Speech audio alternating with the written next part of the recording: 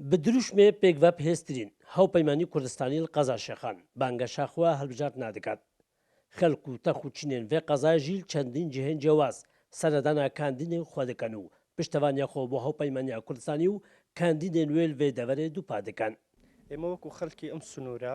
بڕوای تەواومان بە هاوپەیمانی کوردستان هەیە کە بەرگریکاری سەرسەختی مافەکانی کورد دەبێت بە تایبەتی مادەی 140 ئەوەی دەبینین ئەوەی پێشببینی دەکەین کە تەنیا هاوپەیمانی کوردستانە بتوانێت بەرگری لە مادەی 140 و خەڵکی ناوچەدابڕێنەری کوردستان بکات. بڕیارم داوە لە سنوورەکەی خۆم دەنگ بە یەکێک لە کاندیدانی هاوپەیمانی کوردستان بدەم چونکە دڵنیام دەبنا بەرگریکارێکی سەرسەخت لە بەغدا بۆ بەدەستێنانی مافەکانم.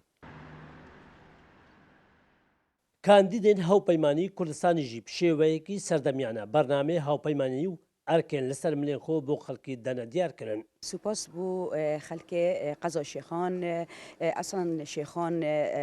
کد بیشن قضا که پیگ و جیانه خلک که دلسوز تداهی خلک که زور قصد آمد کن و پال پشتی خوب و لیست پیمانی دیارت کن ام سپاس داره تواناینا و ام بشین کو دنگ توانت راستقینه بینو او ملف توان گریدای وی قضایی و ام بشین داکوکی سر بکین البغدا و دست و اینانا همی مافتوانت اوید برینو که دست اوان و نهاتینه ام شریب و سر بکیم دست خوب ببینین. راستی اف هەوپەیمانی ئەو بناوێ خۆ یەقەویە ئەم پێک بە بهێسترین لێ ئەم ژی دەستی خۆ دەستی ئێکتکەین پشتەوانیا هەر کەسێکی کو دەستی خۆ دەستێ مەکەتن ئەم بچینە پەرلەمانی عێراقی ئەو گەلک ئاریشەمە هەینە منتەقامە گەلک ئاریشە لێ هەینە وەکو دوو ئیدارەی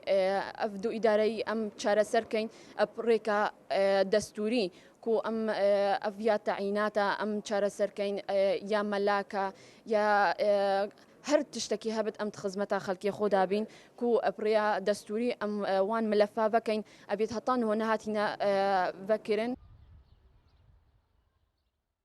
Cemawer û texûçînên Qezaşexan tekîdaweyekê kirin ku dê bi hemû şanê xwe karkin bo serkeftina Hewpeymanî Kurdistan û